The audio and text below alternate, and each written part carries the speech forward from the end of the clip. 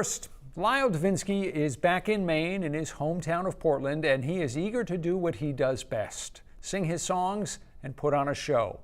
Lyle Divinsky's musical career has taken him from the bars of the Old Port to the subways of New York, where he played for tips, to Madison Square Garden. The first time he ever performed in public was at one of his high school junior varsity basketball games, when he asked his coach if he could sing the national anthem. I was kind of razzing my coach a little bit, as I usually did, and kind of just challenging him, thinking that he would just tell me to, just shut up and go run the court or something like that. And he was like, "Cool, I'll go set it up for you." So you were a double threat. You sang the national anthem, and then you went out and played basketball? Yeah, I did it in the uniform and everything.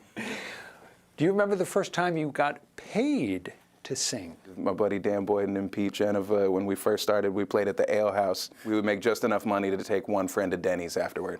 And we played every Sunday during the winter time, and so we'd have like 5 or 10 people come in. And Denny's was open all night long, Denny's so you could show up at 2 in the morning and get the moons over my Miami or whatever? Yeah, exactly. We'd just get some chicken fingers and all the sauces,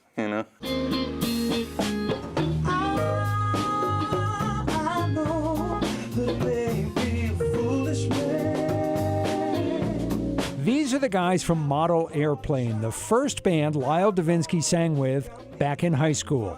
We shot this video for 207 in 2017.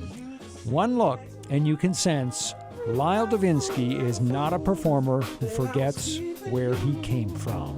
When you think back on those early days when you were first singing in bars, just getting started, obviously no money in it. Yeah. Are those good memories? Oh yeah.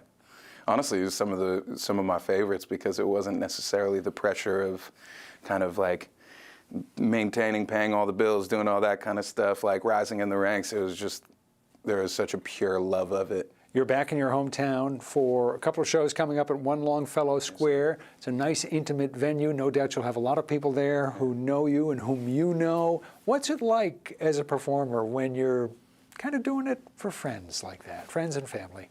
Honestly, it's kind of the greatest.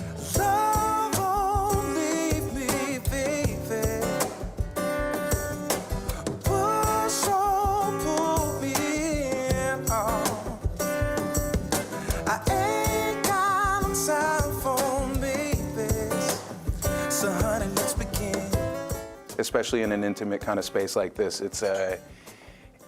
it feels like you're hanging out in the living room together. So, I'm telling stories, interacting with everybody along the way. And I try to do that whether I'm in a place that I don't know anyone or whether I know everybody. But this kind of space is special because there is so much history.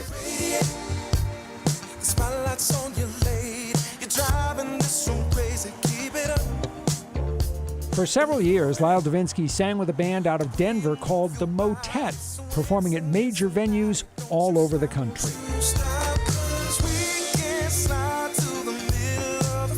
During the pandemic, he decided it was time for a change, time to go out on his own and devote more energy to 2 of his musical passions, writing songs and playing the guitar.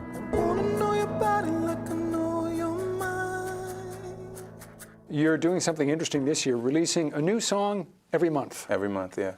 What was the spark for that idea?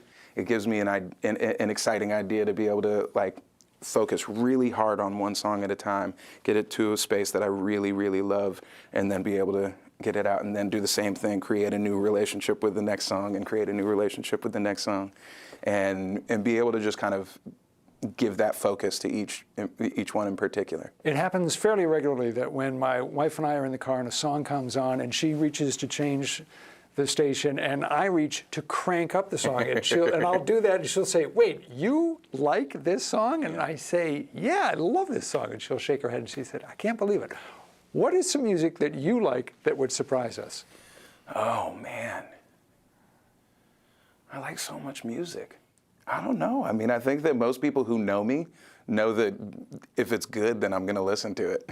It's like, I'll listen to metal, I'll listen to folk music, I'll listen to Celtic music, I'll listen to anything. As long as it's good and as long as it's genuine, I'm there. You're kind of like a shark. You'll consume it if it's there. You'll eat it. Well, and there's always something to learn. If you close yourself off and say that that is not for me, you're closing yourself off from an opportunity to learn. So we gotta make a choice. So do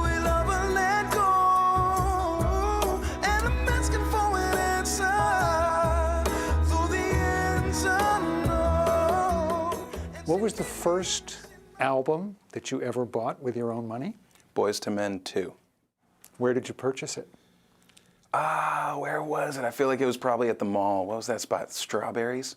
And what was the first big show that you ever saw, the first big concert you saw? The first concert that I spent my money on was Weird Al Yankovic in 6th grade. Oh, that's good. Yeah. And then it was funny because then my dad was just like, oh, cool, so you're into music? I was just like, yeah. He was like, all right, cool, come to a show with me next week. And we went and saw George Clinton in Parliament Funkadelic. And I was like, oh, all right, cool. Yeah, there we go.